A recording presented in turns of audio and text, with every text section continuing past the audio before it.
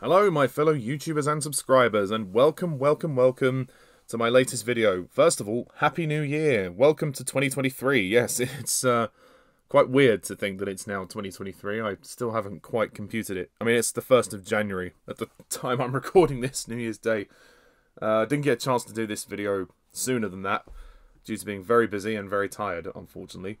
With every top 5 best list, there is, I'm afraid, a top 5 worst list. I have done the best list, go and watch that, it's on the channel, I'm not going to repeat what's on the list. My top 5 worst movies of 2022. 2022 gave us some fucking stinkers, to say the least. These are just my top 5 that I think are the worst of the year. It's worthy to note that I haven't actually seen everything that came out this year. If there was some that you were expecting on here that aren't here, I'm sorry about that. Mostly it's because I haven't seen it, or these ones were just worse. So anyway, let's get to it. I have a feeling that this list might be slightly controversial, but it is just my opinion, so please just be polite in the comments below. We can agree to disagree as long as we are civil. Any hostility or nasty comments are going to be removed, so you have been warned. So, kicking off the list. Now, this has actually been ranked higher on a lot of people's lists, but my 5th worst movie this year is Pinocchio, or the Disney live-action remake of Pinocchio. Oh, fuck's sake, this movie is fucking awful, Pinocchio. You know, it's really weird that on my best list, at number 5 was another Pinocchio film, but it was a lot better than this. This movie sucks. The fact that there's even a scene where Pinocchio literally, I think he sniffs shit in the street on the ground, that just says it all. Yeah, that just fucking says it all. Robert Zemeckis, oh, how the mighty have fallen. My goodness me, how could Robert Zemeckis direct this piece of shit? I think the studio, honestly, they just waded in so much. And the problem with this film is the fact that Pinocchio doesn't get to make his own decisions. He's strung along in this film. Like, all the events of this film happen seemingly for no reason, and he's just there. And, like, he doesn't grow as a character. He doesn't become a real boy. He doesn't earn that right. He doesn't save his dad. It's just... Well, he saves his dad, but he's not then granted the wish, he's not then granted the chance to become a real boy, and they don't acknowledge the fact that he's done a lot of good and he should become a real boy. It's just, then Jiminy Cricket comes along and says, well, that's the end of Pinocchio, folks. Stay tuned for more. Oh my god, it's just so bad. And they just walk off. They walk back home from the beach, and it's like, well, that's it? You're not even going to resolve this? Oh, for shame. And as for some of the comments I made about the fairy in my original review, I want to apologise for that. I wasn't intending to be offensive if I said that. I shan't dwell on the comments, but, you know, I do want to apologise for that. But the actors try, but this is probably Tom Hanks' worst performance, you know, as Geppetto. He's doing it for the paycheck, clearly. And all the corporate fucking pandering, like in Geppetto's workshop, all the fucking references to Disney, it's just ridiculous. It just reminds me of the Space Jam 2 A New Legacy vibe, where the company are just showing off how much they own, which is not what filmmaking should be. This is the lowest of the fucking low. I mean, honestly, the fucking live-action remakes are driving me mad. They are driving me mad. I mean, the only good thing I can say about this are the visuals. The CGI is somewhat decent, but... And some of the songs, you know, it's nice to hear them again. So, like, When You Wish Upon a Star, I mean, again, like, the songs are pleasant, but they don't rectify what is ultimately a disaster. This is a really bad film, and it's 2 hours long as well. They have this stupid filler. It just overstretches the story. Again, all the remakes have this problem. They overstretch the narrative to 2 hours and add in pointless filler just for the sake of doing it, for the sake of saying, oh, look, we're not copying the original, not beat for beat. But it pretty much is beat for beat, let's be honest. So anyway, enough about that. Moving on to the number 4 spot. And number 4 is Don't Worry, Darling. Well, I'm sorry, Olivia. I was worried. And when I watched the film, I just couldn't believe how dull it was. Don't Worry, Darling. This film sucked. I mean, you know, my good friend Nick Payne, who came to see it with me, he can vouch for me. This film is a mess. The actual revelation about this whole mystery, the fact that Alice and I think Jack is his name, the Harry Styles character, the fact that this couple are living this utopian life where every day is the same, they're in paradise, and yet the very reason they're there is because in the other world she was unhappy and he wanted to make her happy because she was apparently stressed at work or something. It's something dumb like that. Like it's really ridiculous. And then yeah, it doesn't make any sense. The whole film builds and builds to that point, and it's such a weightless revelation and it's a weightless climax. I can't even remember half the stuff I saw in this film. Chris Pine is in it as well, going on about progress and chaos and all that kind of shit, like just preaching about something. I'll admit Florence Pugh is good, and she is barely keeping the thing afloat. She tries. But Harry Styles is a terrible actor. I'm sorry. He is not made to be an actor. I wanted to give the guy a chance, but he's a better singer. He should stick to that, because this film is terrible. And Olivia Wilde's direction, I mean, the whole thing's a mess. It falls apart. The story's incoherent. It's boring. Nothing happens in it until the end, and even when stuff does happen, it's hardly the most inventive plot twist. Honestly, it looks good.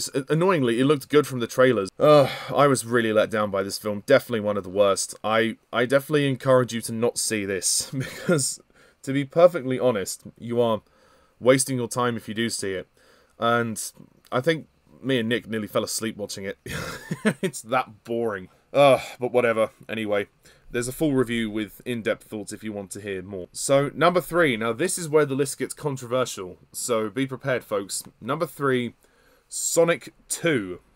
Yep, it's on my list. It's one of the worst movies of the year.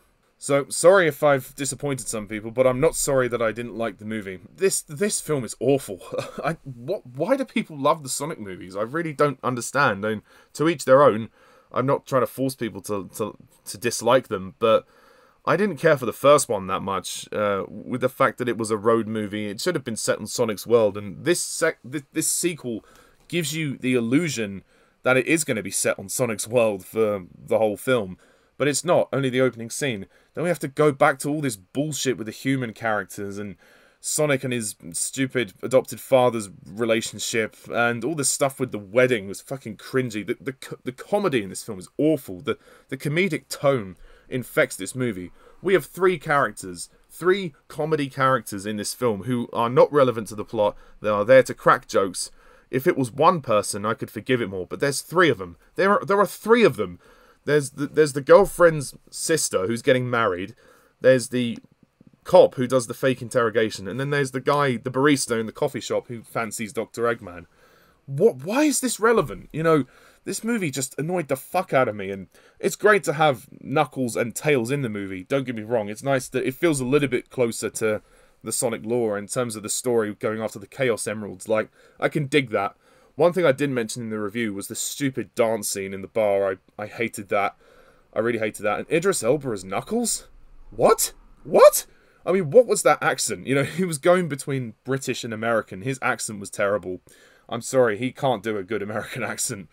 I'm sorry, I just thought it was all a mess. And the movie's trying to be overly sappy, and it's trying to have this domestic family vibe. And honestly, like, all of the plot just meandered. It made no sense. The stuff with the wedding as well. The fact that, you know, the girlfriend's sister's groom was like an agent as well, and that was a big plot twist. Like, how is this fucking relevant to anything else in the film? It's just pointless, and it's meandering for the sake of comedy, getting a cheap laugh. I'm sorry, I don't buy it. I mean, some of the action is quite nice, I'll give it that. The temple scene is probably the best scene in it, but the CG is not too bad. But honestly, I don't get the love for Sonic 2. I really don't. I'm sorry. I'm trying to be as constructive as I can, but I can't find much to enjoy. And Jim Carrey turns up the performance to fucking 11. This is Jim Carrey's worst performance. It's just so over the top, and if he really is retiring from acting after this, then, well, you could have picked a better role to go out on. That's all I'll say. I mean, there's another film coming, so if the third one brings Shadow back, that's going to be nice. I mean, I think that's what they're going to do. So I'll give the third one a chance, but if the third one sucks, then 3 strikes and you're out. You know, that's my rule. I mean, I personally feel like, while the story is a bit closer to what the first one should have been, this movie was even worse than the first one. It really is time to ditch the human characters. Just set the third one on Sonic's world, for God's sake. I've had enough of the human characters. They don't do anything in this film. They're not needed in this series. Why is James Marsden still in these movies? Why is his girlfriend in it? Why is the girlfriend's sister in it? You know, it's pointless. It's fucking pointless. But anyway, I'm not going to go on about it anymore because I've done a whole rant on it, so you can watch that. The first two, these were really easy choices. Number 2 is Ice Age, The Adventures of Fuckwild, as my good friend Harry Thomas so eloquently puts it. Oh, Ice Age, The Adventures of Fuckwild. What even is the Ice Age franchise anymore? I mean, Disney own it now, so clearly they're going to capitalise on it. I mean, if you thought Ice Age 4 and 5 had sunk the series into the ground, then be prepared, because this movie is the worst one yet. Oh, it's so bad. Like, it's clearly on a smaller budget, because the animation looks shit. The story is boring and pointless and meandering. I don't care about Crash and Eddie as protagonists. Like, I would have rather had Buck as the protagonist, which is what the movie, well, it looks to be marketed as. Certainly with the poster, it makes you think that Buck is in the lead, and Buck is definitely one of the best characters in the series. There's no question about that. I loved him in Ice Age 3. He's one of the reasons why I do really like Ice Age 3. But I feel like the Ice Age felt complete as a trilogy, and they really have exhausted the series. Like, I really didn't like Continental Drift. I didn't really care much for Collision Course either, but this one is the cherry on top of this shitty cake. Really, they have exhausted the Ice Age franchise. It has lost any credibility, and not even the original voice cast return. That's the worst thing. Simon Pegg is the only original cast member who comes back. The rest of them are all doing impressions of the previous characters, and that's the thing. The original characters don't do much in it, and I wasn't expecting them to be in it much, but they're in like 5 minutes of it, which is really, really quite a shame. The new character Z is pointless, and again, like the dino action, you know, again, it just feels like they're trying to, in a way, retread a bit of Ice Age 3, because obviously Crash, Eddie and Buck worked together in that film. It's supposed to be some final farewell to Crash and Eddie, but to be honest, it's tanked the whole franchise. I just don't care anymore. I think, for me, Ice Age ends at Ice Age 3. That's the ending, because Manny gets his family back. That's a good character arc resolved. I'm not saying that 2 and 3 are perfect, but they're certainly the better sequels of all the ones we've had, and I think anything after the third is ridiculous, so let's just leave it there. And the only good thing about this film is that it was free on Disney Plus, so you don't have to pay for it. But that being said, it's hardly worth your time. It's 1 hour 20 minutes you'll want to keep to yourself. So, and number 1, this movie came out quite early last year, and it's been on my mind ever since. It was so bad that I could not forget about it. Fucking Snorbius. Woo! I've never seen a film so incredibly boring. I didn't remember the story. Something to do with him and his best friend trying to help him find a cure or something. Like, Matt Smith is the only good thing in it. He's the only actor who's genuinely trying, but God, Jared Leto doesn't look like he wants to be there. It's so boring. It's just boring. That's the thing. It makes the Venom movies look like a masterpiece, and that's not a compliment. It really is terrible, and it's just so bad because the script is awful, the dialogue doesn't make sense, the plot is incoherent and convoluted. It's just the worst movie because it's just another stupid Sony supervillain origin story that doesn't mean anything. What is the message in this film? What is the point of this film? Nothing. The action is terrible when it's there. The visual effects are okay, I suppose, but ultimately this movie just left me feeling so empty. Like, I went into it thinking this is going to be terrible, and I left feeling depressed. You know, I kind of, throughout most of the movie, I was depressed. I just sat there, watched it. I didn't care for it. I just completely didn't care for it. I think I fell asleep through most of it. And then when the final fight happened between him and Matt Smith, it's like, there's no character journey. If anything, like, okay, the character trying to save his own life and all that kind of stuff, you know, that's been done so many times before. It's a bit like Norman Osborn in Spider-Man, you know, or Harry Osborn in Spider-Man. He's trying to find a cure, you know, to save his illness and something. But I just can't empathise with this character, you know, because we didn't see enough of him before that to really care. I mean, we saw a bit of him as a kid, but the whole thing, you just don't care. And it's just so lazy. So, quite honestly, this takes the cake.